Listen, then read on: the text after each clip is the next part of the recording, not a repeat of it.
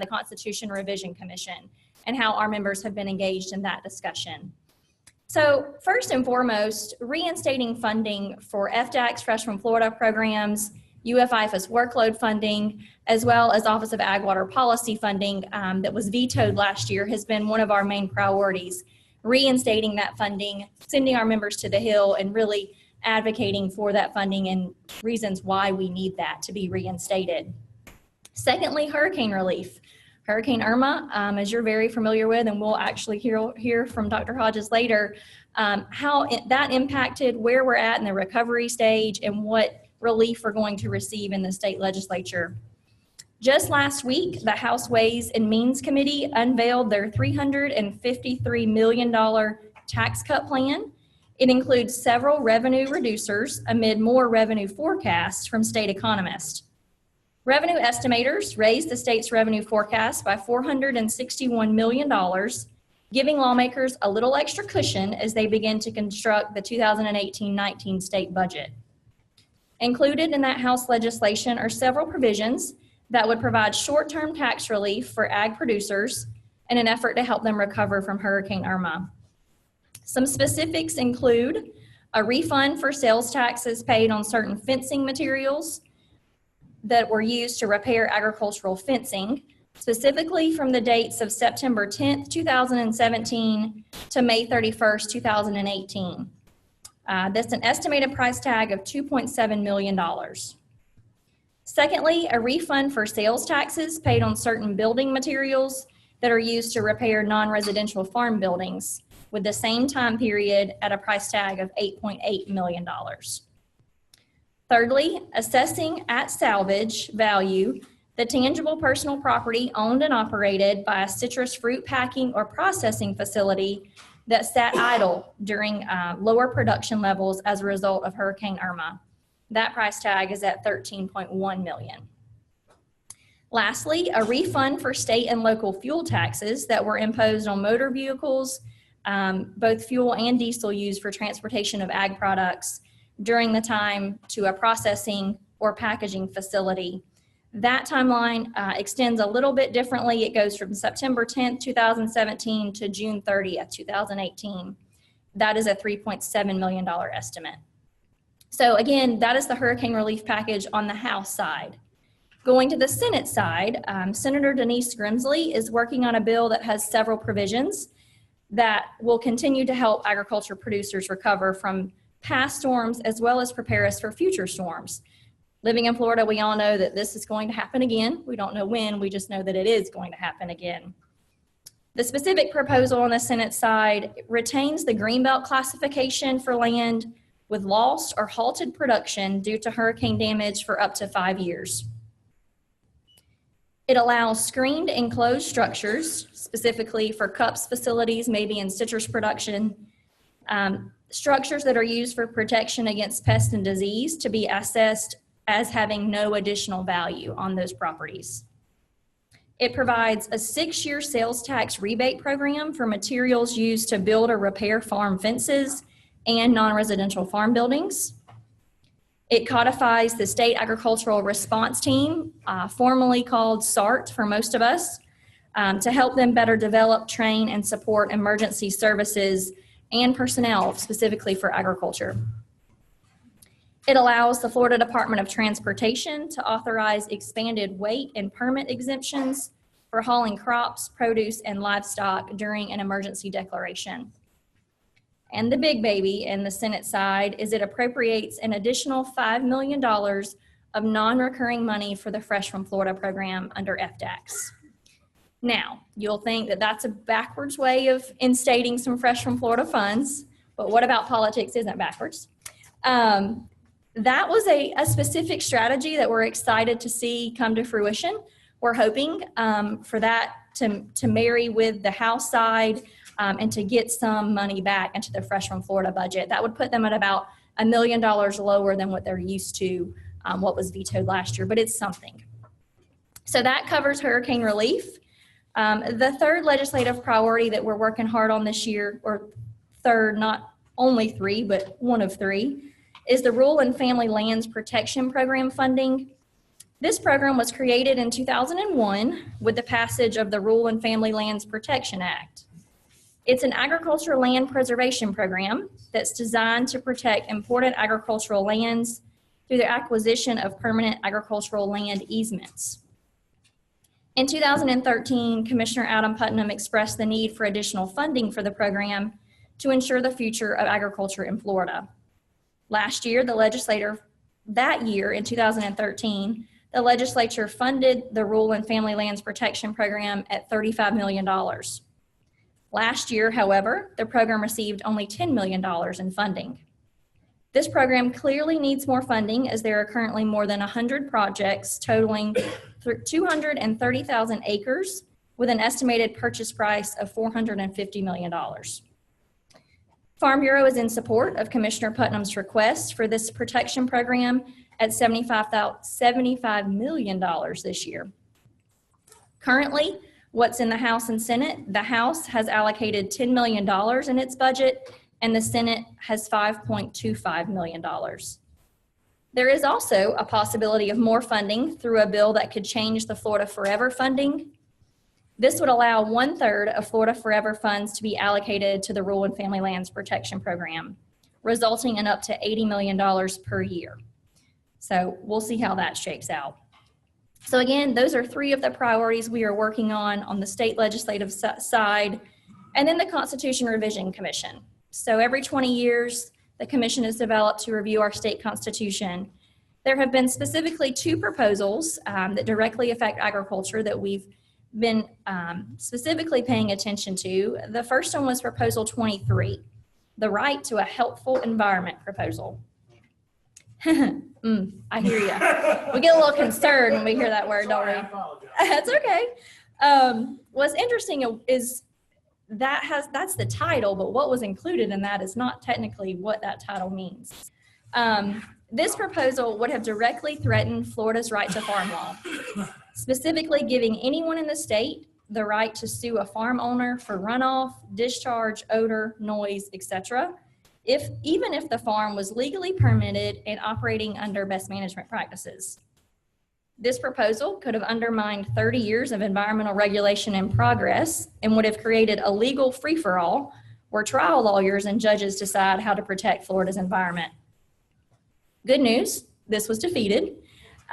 Defeated specifically because farmers and ranchers came to the table and voiced their concern. So big win for us there, and thanking our members and others of other associations for coming out and defeating that early on. Second proposal, E-Verify. We've talked a lot about E-Verify today, and there was a proposal, still is a proposal on the table to put that in our state constitution. The executive committee passed Proposal 29, which is a draft provision that would require all employers in Florida to use the U.S. Department of Homeland Security's Employment Authorization Program, E-Verify, to determine the eligibility of new employees.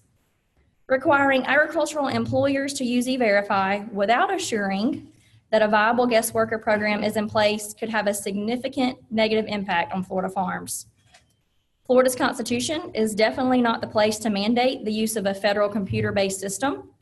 No other state has an E-Verify mandate in its Constitution, and many states that have statutory mandates have had to make significant changes to their laws. The addition of Proposal 29 to Florida's Constitution would bypass the Florida legislature and make it extremely difficult to make any necessary changes in the future. This proposal is still eligible to be taken up by the full commission. Our voices still need to be heard, why the state constitution is not the place for E-Verify, or even on the broader sense, why we don't need E-Verify.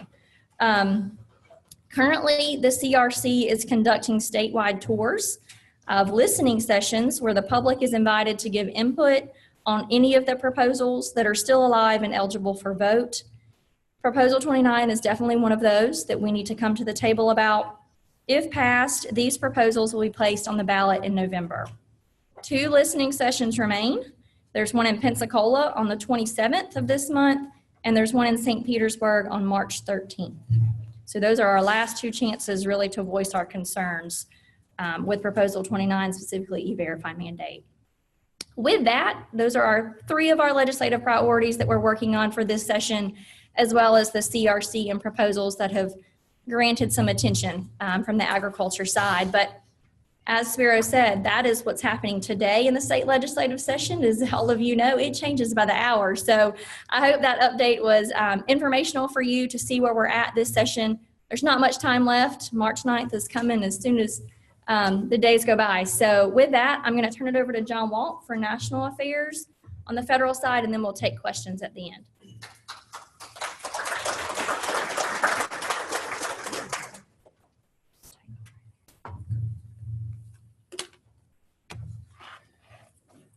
Thank you, Jamie, and thank you to the group for allowing us to come and present a legislative update. We're really excited to be here and sharing the day with you. As a food and resource economics undergraduate myself in 2013, it's a real honor and a privilege to be here. It's where the host is my home department, so I'm excited to be here and share with you the developments and updates in national affairs. I'm going to try to take a chronological order and just hit, like Jamie, hit 3 main points. I'm sure as you hear often with these legislative updates, it's a busy, exciting, depending on how your outlook is, challenging in other areas to deal and communicate with our congressional delegation and Washington, D.C., but we're looking forward to hopefully some positive changes in the days to come. I want to first start with disaster relief, and I hope I'm not going to steal Dr. Hodges' thunder at all, but once the hurricane came on, I think the early morning hours of September 11th, 2017, Florida Farm Bureau was active and engaged, as was many in the agricultural industry throughout the state, to see what kind of damage happened, how big of an impact took effect on Florida agriculture. I know University of Florida, IFAS, which they'll probably go into a lot more detail than I can, was partnering with Florida Department of Ag to try to determine those specific numbers and those specific losses, and it turned out to be, pretty significant. I think in the several $billion. So Florida Farm Bureau continued to get to work to our congressional delegation, along with the Florida Department of Ag and other state associations, to try to express the need for emergency supplemental disaster relief beyond the scope of what currently was already in disaster assistance programs within the Farm Bill, which I'll get to in a couple of minutes. It seemed like, as the days went on and as producers started finding out more and more about their losses, that this was pretty severe, and we heard it from our members, we heard it from producers around the state, and we tried to communicate that message to Washington, D.C. There were 3 supplemental packages that happened in the aftermath of those hurricanes. Of course, we had Hurricane Irma, Hurricane Maria decimated Puerto Rican agriculture. We had Hurricane Harvey prior to Irma hit Texas. Not as much agricultural damage to Texas, but some nonetheless. And, of course, with the California wildfires happening recently, finally, there seemed to be a collective effort to finally target and get some assistance directly devoted to Florida agriculture. So that third tranche of disaster relief passed the House back in December prior to Christmas. We were excited to see it go through that leg, but it quickly got held up in the Senate once the holidays hit. Apparently there were some concerns because wrapped into that disaster relief package, not only were there some program reforms to disaster assistance and emergency supplemental of assistance of about $2.4 billion, or I think in that specific version it was 2.6. There were also some specific changes as it relates to Farm Bill programs, funding in particular. 2 fixes.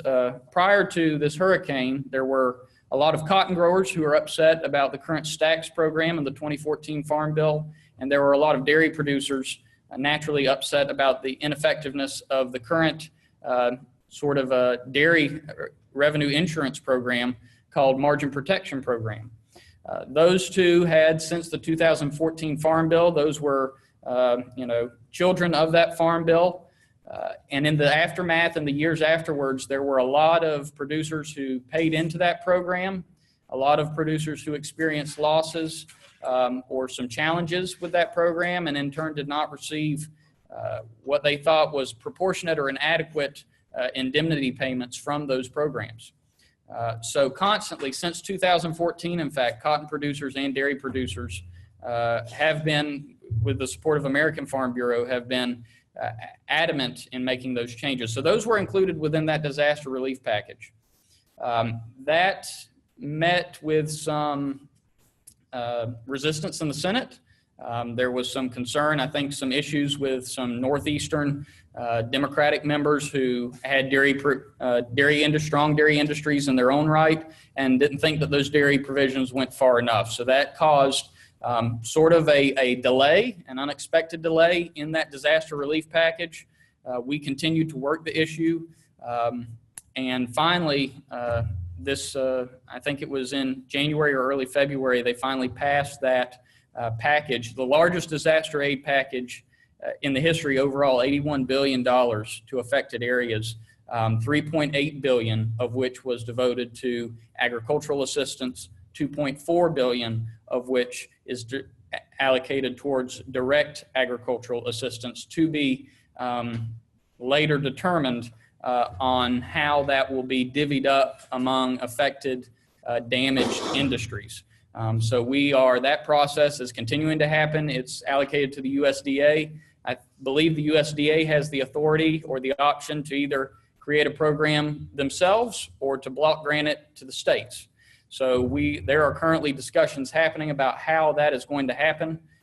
I don't have any information on any type of progress on that, but we will be monitoring those developments, and I know Florida Department of Agriculture is as well.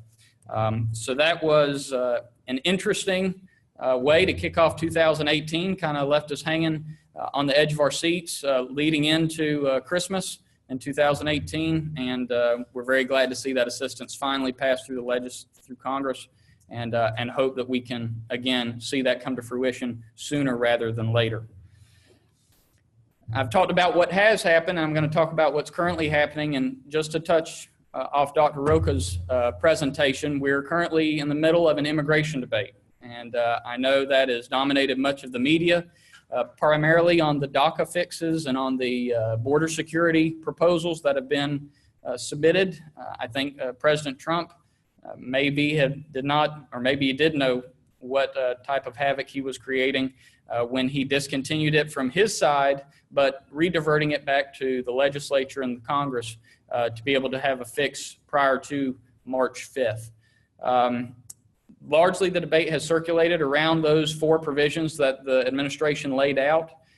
However, Florida Agriculture has largely been following the debate even prior to this, which was consideration of Chairman Goodlette's bill in the Judiciary Committee.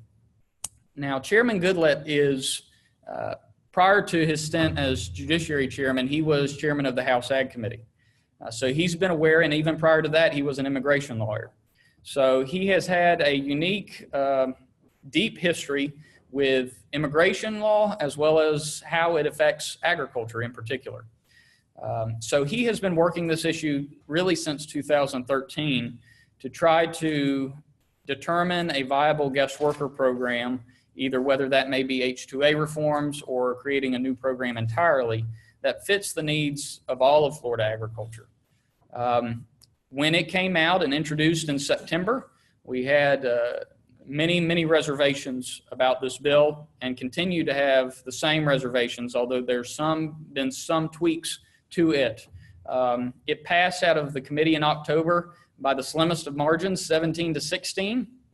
And I will say that I think even there were some folks who, as politics had it, conveniently left the room when that vote took place, so they could ensure that there were enough votes to pass that legislation. When that leaped over that hurdle, it now has the opportunity to come to the floor, and trying to find its way to the floor has been difficult. Chairman Goodlatte then, once this DACA conversation started to ramp up and heat up, he found his perfect avenue, or what he thought is his perfect avenue to get this through. He fought to attach this to the current Goodlatte proposal, which is currently sitting in the House. which has not been brought up for a vote yet. And that's under the title of Securing America's Future Act. It's H.R. 4760. Now, there are still many concerns with this legislation, especially after it came out of the committee, which included a touchback provision. It included a mandate on the employees to have health insurance, not employer mandated, but employee mandated health insurance for these H2C workers. There was already some concerns with the bill. It made those concerns a little worse coming out of committee. But the chairman, in his conversations, have said, you know, those were the provisions that need to be added to make the bill pass and get it to the next level. Now, looking at it from the House side, the chairman is trying to generate enough votes to get it to the floor. Now, leadership has told the chairman that if he can get, which is kind of an unspoken rule in the House, if he can get a majority of the majority, and follow me here, the majority of the majority in the House to sign on to this legislation, then they will bring it to the floor for a vote. So a majority in the House is 218, which Republicans have by about 20 votes. So they need to get to about 110, roughly, 114 co-sponsors or yay votes on this bill. They're at 94, 5 of which of those co-sponsors are members of our Florida delegation. So we are continuing to follow this discussion moving forward. Dr. Rocha did an excellent job of covering this particular bill with those changes. There have been some small tweaks, including kind of lengthening the visa period from what was proposed by staff in order to try to get agriculture to be more comfortable with it. But there are still some major concerns, including the cap, the at-will provision, the health insurance mandate. There are still significant issues that we still have to work through before this can become a viable guest worker program. And let me add that this is also attached to a federal E-Verify mandate across the spectrum. The chairman has made it clear, and actually in Farm Bureau and Florida Agriculture has made it clear that no E-Verify proposal can move forward without a reforms to a viable guest worker program. And that, to be honest, that's what this Republican Congress wants. They want mandatory E-Verify. And so guess what? They get to tack on these reforms to the guest worker program. So we're waiting to see how that moves forward. If the chairman can rally a majority of the majority of votes to get that through. I will tell you on the Senate side, it doesn't look as good for his bill coming out of the House. Once it goes out of the House, there's no Senate companion. The Senate isn't even discussing agricultural guest worker legislation as a part of these DACA and border security reforms. So there's still an unknown there. Even if it were to get out of the House, how would it progress in the Senate? So Farm Bureau is actively engaged in those conversations, sharing with our delegation our concerns and looking for ways to improve the bill if it moves forward. Finally, I will briefly mention what we're looking towards in the future, our major thing, and that's the Farm Bill. There have been several mentions of it and how critical this piece of legislation is to Florida agriculture and American agriculture. Actually, conversations have started since summer of last year. The House Agriculture Committee came down to Gainesville, held a listening session, the first of 5 or 6 throughout the country, to share their, not really to share, but to listen, to hear from the concerns of growers in those respective regions. We were fortunate to be able to be a part of that listening session. I believe 11 members came down from around the country, hosted by Representatives Yoho and Representatives Dunn of our delegation. President Hoblick presented, sort of our priorities, our overarching priorities for this legislation as they began to discuss that. And it was a good, well-attended event. I believe there were 200 or 300 people in that room at the University of Florida sharing those concerns. To echo him to a certain extent, there are several priorities. The Farm Bill is a large, overarching piece of legislation that happens only once every 5 years. And ironically enough, even though it happens only once every 5 years, it rarely happens on time. This past go around, I believe they were originally slated to have it, in 2012, a new Farm Bill, and ended up inadvertently being postponed to 2014, and hence we have the 2014 Farm Bill. So we're looking to have the 2018 Farm Bill. It's going to expire later this year. The chairman, who is a congressman from Texas, has stated his intention or wanting to move it forward and get it done on time. Again, there is a lack of communication between the House and the Senate because we haven't heard a whole lot come out of the Senate. They've had several hearings, but no discussion about a timeline of when the Senate may bring that up. But the House has been particularly engaged with this piece of legislation, and we've had the most interaction from House Ag staff on the Farm Bill in particular. This year is particularly unique in that we have 4 members of our delegation. 4 of our 27 members serve on the House Ag Committee, which I can't recall a time in which we had that many members on the House Ag Committee, which will be crafting and determining what goes in that piece of legislation. I mentioned Representatives Dunn and Yoho. They represent the 2nd and 3rd congressional districts in the northern part of the state, as well as Representative Lawson, who is also in the northern part of the state, District 5. And then we have Representative Darren Soto, who represents the Central Florida area. So we have 2 Republicans, 2 Democrats serving on the House Ag Committee. All have been incredibly receptive and responsive to our concerns and our needs moving forward. And we hope we can continue to have a positive working relationship with them moving into this House Ag debate. But just briefly to go over this before I close and answer any questions, our policy is very simple. We support a national farm policy that includes production price and yield loss safety nets, specialty crop block grants, producer-friendly conservation programs, permanent comprehensive disaster relief management, and long-term renewable energy benefits. That's Florida Farm Bureau policy as far as a statement on how we view farm policy. This year, I believe the 2014 Farm Bill cost $965 billion over 10 years. Everything is estimated over a time span of 10 years in DC. And over that period of time, that was the only provision, that was the only bill appropriated that actually saved money. $23 billion was saved over that period of time, which is a great talking point that we like to share with our congressional delegation. You know, farmers and the Farm Bill actually saved you money in the process of this under tight budgetary and political constraints that y'all have in shaping this. And they've been very clear from the beginning that budget's going to be tight. We're not looking to cut, but we're not looking to increase spending either.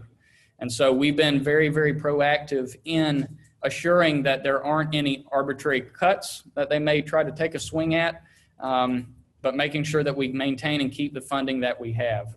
I was talking to Dr. Guan earlier about the need to keep our citrus screening research in. We have a $25 million appropriation that we've been keeping in the 2014 Farm Bill that we would love to maintain, ideally increase, but knowing those pressures, we'll be lucky to maintain that $25 million within that specialty crop research initiative funding. So we're very excited and hoping that we can keep that moving forward. Farm safety net problems continue to be at the forefront. We want to ensure that our crop insurance programs are enhanced and revised. It seems like they already tackled that with margin protection program and the cotton program in the disaster relief funding, and it looks like that may pave the way for a little bit more flexibility in the Farm Bill moving forward. As far as a timeline, like I said, they wanted to do it early, but they keep getting pushed back regarding government spending, government shutdowns, the DACA conversation. We are awaiting to see when that may be. We're hoping that it will be sooner rather than later. Last I heard it was March, but as Jamie said with the state legislative update, that is apt to change. They've been saying that since September and October, so I don't look for it to happen until it happens. We continue to fight for invasive pest and disease funding as well. Florida is so susceptible, given its climate and its ports, to pest and disease intervention. We're looking for preventative measures to ensure that that maintains and that we don't have any issues with that. I'm sure the State Department of Ag can talk about, how we dealt with Oriental fruit fly in 2015, as well as screwworm late in 2016. and effectively combating those and protecting our livestock producers as well as our fruit and vegetable producers. So I've pretty much gone over a sort of a brief legislative update. I wanted to tackle those three because those are the ones that are major. Those are the ones that we've seen a lot of action on, or we anticipate some action on. We continue to be involved in NAFTA and following that issue. We continue to be involved in WOTUS and our natural resources and our regulatory agencies. So it's, again, to cap what I started off the conversation with, it's a busy time for Florida agriculture, but it's an exciting time for Florida agriculture. So I'd appreciate that, and with that, we'll take any questions.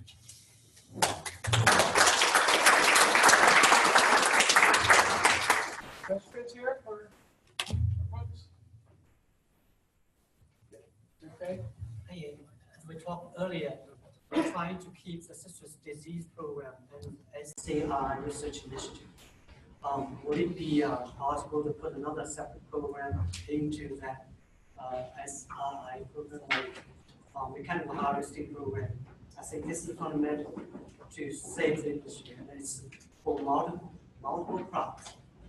It should have more legitimacy. Right? Absolutely, and Dr. Kwan and I talked about the need of that long-term for our labor concerns and our labor issues, that seems to provide a legitimate pathway to be able to solve at least partially our labor situation. Again, we also stress that House Ag Committee and Senate Ag Committee have expressed the need that, their funding will be tight. So we have, I know California, I know we've joined Florida Fruit and Vegetable Association and making calls advocating for this particular line item in the Farm Bill, so that this doesn't have any negative repercussions on other programs. Because the tendency for the decision makers and the policy makers there are be like, well, if they have a set budget, a set general budget item, what you ask, you better be careful what you ask for, because they may grant it to you and then they say, okay, well, what do you want to cut over here? And that becomes a very precarious situation. And we certainly, as the largest general agriculture organization in the state, don't want to be pitting commodities against one another. So we're advocating for that, but we're also being mindful of the constraints that we have and the political realities. Thank you, Doctor. Block grants that you mentioned. What strings are attached to those? And how, you brought them up in the context of safety net. I may have been blending things that I shouldn't have, so I apologize for that. But the specialty crop block grants, I didn't mean to connect the two. The safety nets are completely separate than the specialty crop block grants in that regard. We're excited. I think, University of Florida has received a great majority of those specialty crop block grants. And we're excited to see and hope that that continues moving forward. The farm safety nets, I think I probably thought in my mind that, our specialty crop industry has continued to have issues with crop insurance, and those specialty crop block grants have been sort of a saving grace in some areas as far as the research and the innovation that may happen to kind of help carry those along and come up with new ideas. So I apologize for the confusion. Any other questions? Or Kevin? John Hall, E-Verify does not come to us through Congress through one of the immigration bills, but yet it still comes to us later through the Constitutional Revision Committee, and there's no change to the current guest worker program. In your opinion, what will that do for agriculture? It wouldn't be good. With the current E-Verify program with the current H-2A program as it sits, with the mandates and the problems that currently exist with it, and now you get rid of, you basically get rid of the domestic workforce. That does huge damage to mostly our year-round industry, our dairies, our nursery operators, those folks who rely on that year-round work that aren't eligible for the H-2A program currently. So we're going to see major issues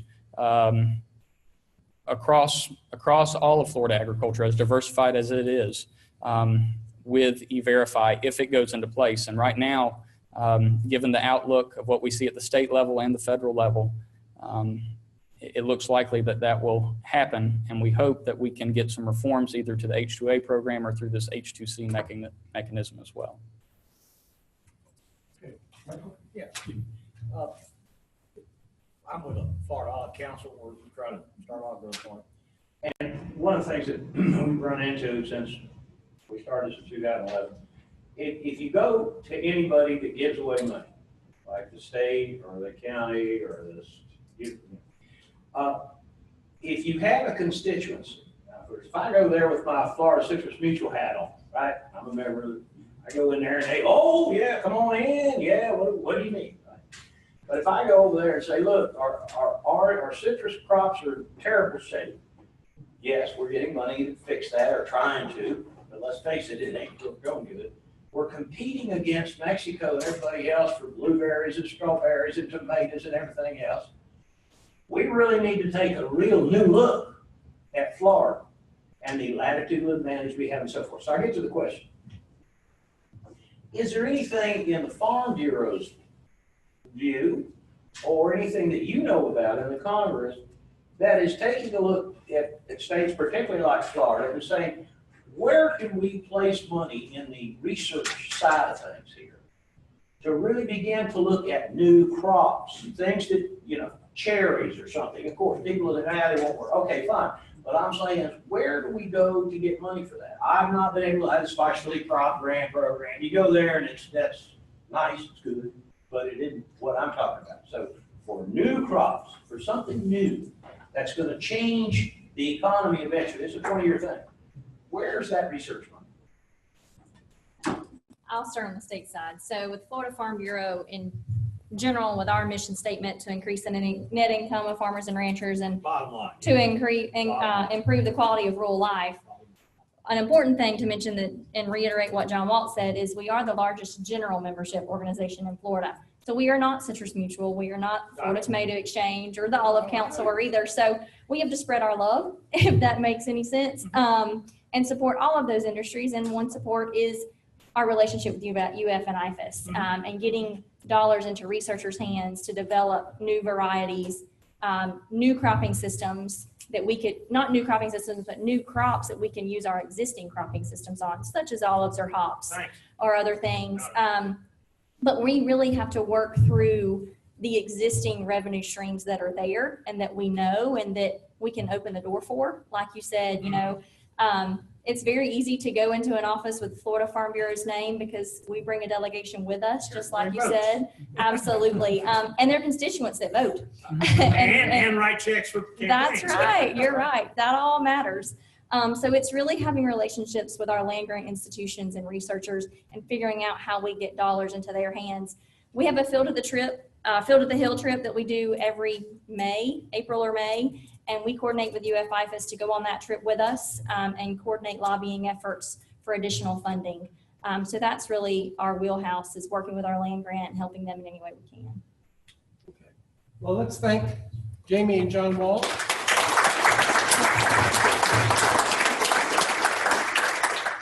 And our last presentation before your panel is going to be on disaster, estimating the impact of disasters, the economic impact. And we have a tag team here, two of our faculty closely in line with that effort. Dr. Chris McCourt to start off, and Dr. Alan Collins. So whenever your folks are ready. We got it shared with you. Yep. Yeah. Nice.